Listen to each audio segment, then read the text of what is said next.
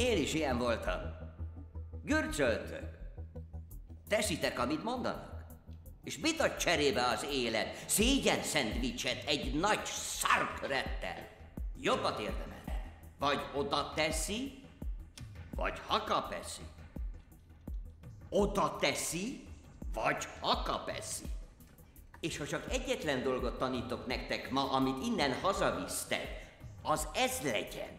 Ne légy teszettossa, hanem tegyed oda. Nem tudom, Isten miért adott 10 ujjat nekünk, mert csak 3-ra van szükségünk. Kell egy cél, kell egy terv, és kelj fel a seggedről. Te melyik vagy, szép fiú? Én? Nem, valaki, aki a helyeden ül. Na nyög, melyik vagy? Oda teszem. Ezt most kérdezed? Én oda teszem. Mi van itt Valentinnak? Úgy mond, mint aki levadásza! Megnyúzza és kiteszi a fejét a fára! Oda teszem! Mi? Oda teszem!